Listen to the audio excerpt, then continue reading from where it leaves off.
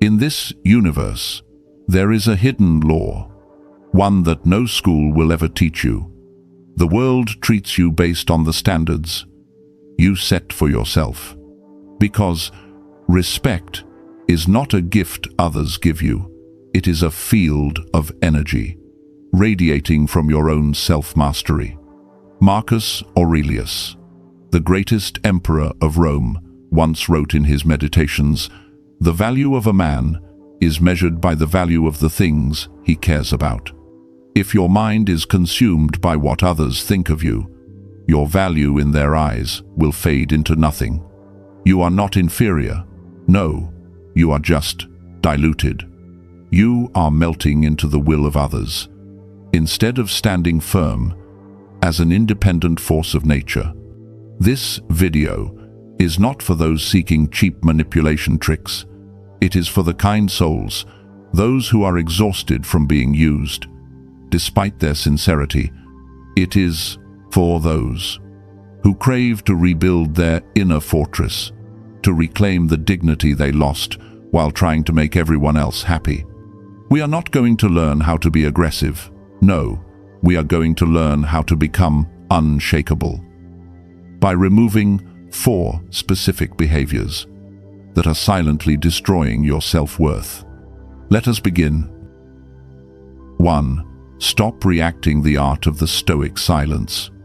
Most of us live like pawns, our strings being pulled by the emotions of others. When someone throws a sarcastic remark your way or gives you a look of cold contempt, what is your natural reflex? Do you laugh it off just to ease the tension, or do you get angry, desperately trying to explain yourself?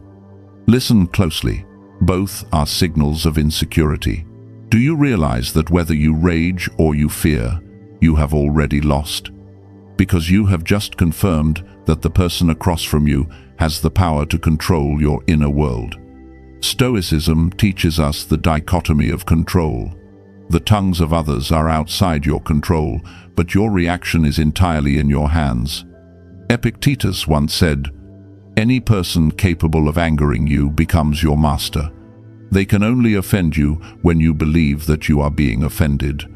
Treat their rudeness as a natural phenomenon, like a sudden rainstorm or a loud siren on the street. You don't stand there and argue with the rain, do you? No. You simply keep your mind dry and you keep walking. Disrespect is a test of your mastery. When you react with high emotion, you are sending a signal of weakness. I am not in control of myself. Please keep attacking me. Practice the Stoic silence. Next time your boundaries are violated, do not rush to fill the void with excuses. Use the power of absolute stillness. First, stop for 3 seconds. This silence is your buffer of freedom. It proves you are not a machine programmed to react to every stimulus. In an office or a heated debate, the one who remains silent after an insult is the one who commands the room. Second, look them in the eye. Not with anger, not with malice, but with pure observation. Look at them as if you are studying a bacterium under a microscope. Third, the minimalist statement. Speak 1 sentence, short and calm. That remark was quite disrespectful. Or, I noticed you are intentionally interrupting me. Fourth, the power of after silence. Once you have spoken, say nothing else. Do not smile. Do not explain. Do not blink. This silence creates a power vacuum. The other person will begin to fidget. They will start to wonder, why isn't he angry? What is he thinking? This is not avoidance. This is your personal responsibility to protect your dignity. When you stop reacting emotionally, you are no longer the victim.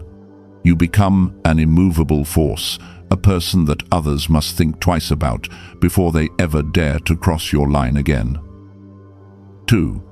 Stop being always available. In a world of constant push notifications and 24/7 connectivity, your presence has become cheap because it is too redundant.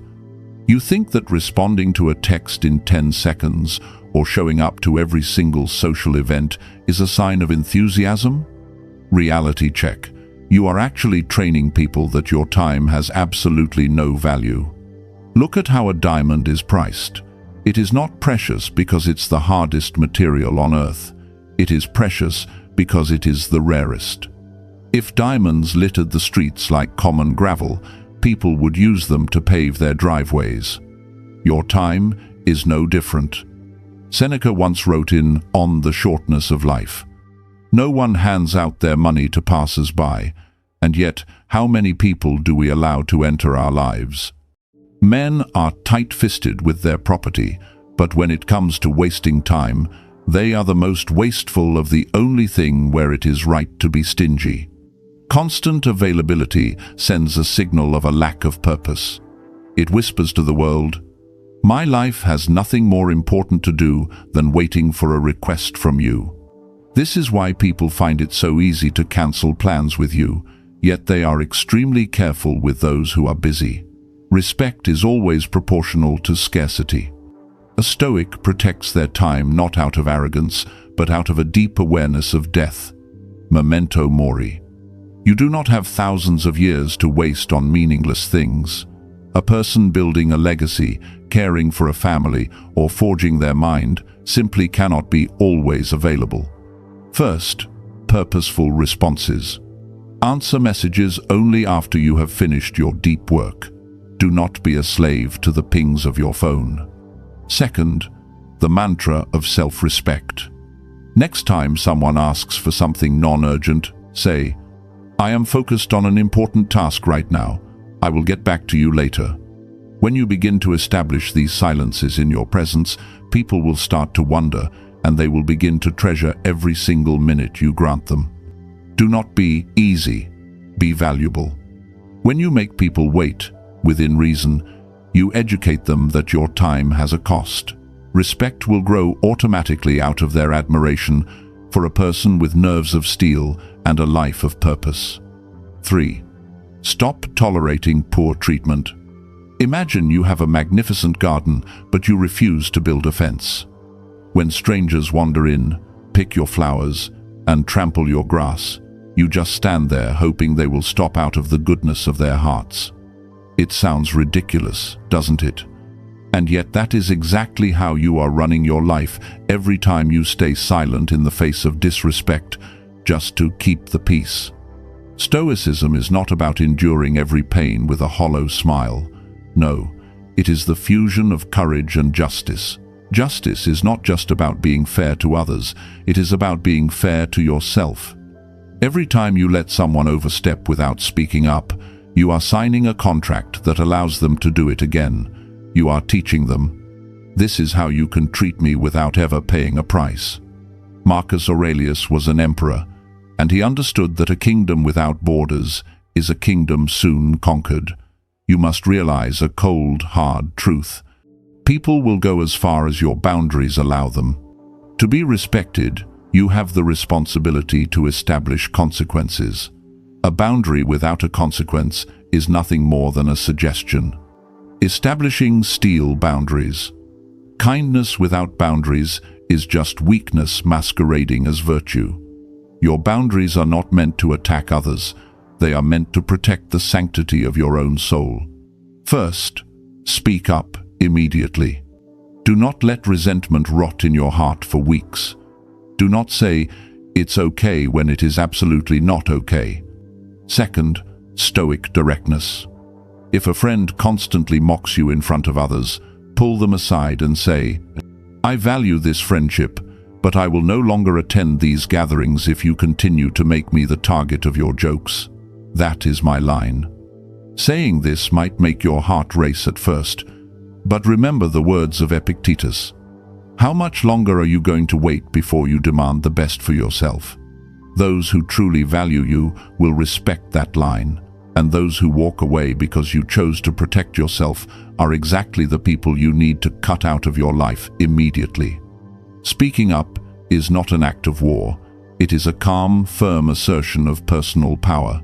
A person who knows how to say no to injustice is a person who possesses a kind of authority that no one ever dares to ignore. 4. Stop proving yourself. This is the deepest level of the soul's prison and the most painful paradox of all. The harder you try to prove you are important, the smaller you become in the eyes of others. Why?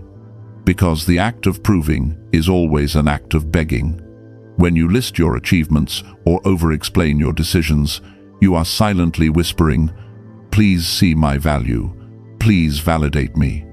Insecurity loves to hide behind long explanations. When you try to convince someone to respect you, you are handing them the power to review your worth. You are standing at their feet, looking up, waiting for a nod of approval.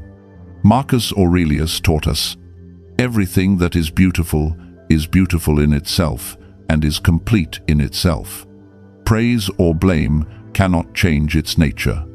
A rose does not bloom so that people will say it's beautiful. The sun does not need a presentation to prove that it is shining. It simply exists, it is present, and the universe just knows. Practice the silence of the lion.